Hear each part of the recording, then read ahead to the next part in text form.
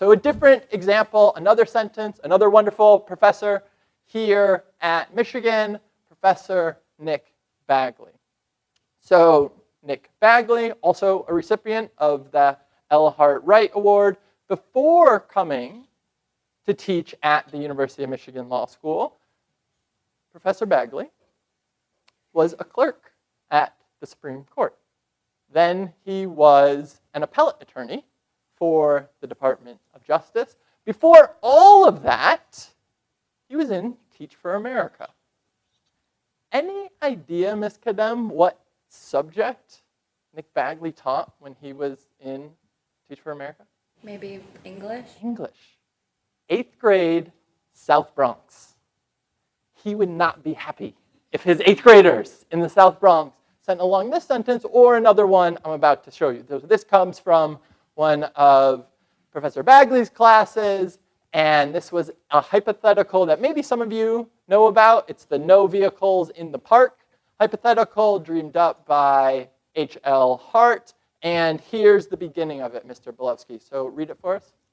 Following the fact that the statute allows the presence of bicycles so long as they are being more well controlled by pushing them rather than riding them, it seems the intent of the rule is not that no vehicles at all should be allowed, but that the environment of the park should be one where there are no fast-moving vehicles in areas where pedestrians may be enjoying a leisurely stroll. That's 70 words.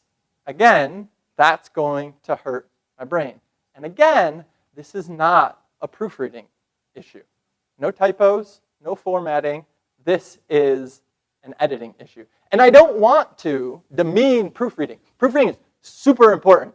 It cultivates a lot of very important skills in lawyers. So one skill quality that it helps develop is patience. Why would patience, Mr. Bilewski, be important in a lawyer?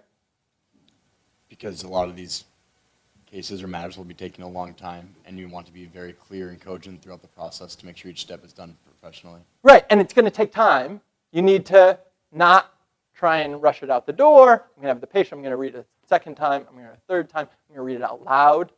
That could really help. Also, respect. It has respect for the reader. So, Ms. Kadam, how is proofreading a sign of respect? It means that you care about how the person on the other side receives it, and you respect them enough to make sure that you're giving them your best work. Great. And then a final quality that's important for all lawyers, attention to detail. So these are all really good things. We need to improve our proofreading skills, but as you all know from having taken the LSAT, there's this distinction between what's necessary and what's sufficient. Necessary to have proofreading skills, not sufficient for what we hope you will become. For what we hope you will become, we need some other skills, and those come from editing. One of them is insight. You need to be able to look at a passage and say, oh, that's what they're really talking about.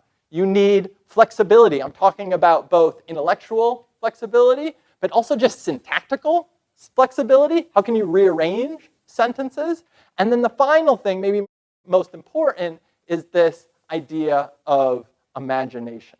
That you need to be able to imagine what this sentence could actually become. And here's an option of how to rewrite this monster of a sentence to make it more easy to digest to the audience. So Mr. Bilewski, you want to read what's in the green? The rule's intent is not to ban all vehicles, because bikes are allowed if pushed. The rule's intent is to ensure a park environment free of fast-moving vehicles. So we have 28 words. We just gained 70 words in the first one. Now we're at 28 words. We're pretty much saying the same thing. We could tinker with this maybe to make it a little bit better, but at least this is a better version than what we had before.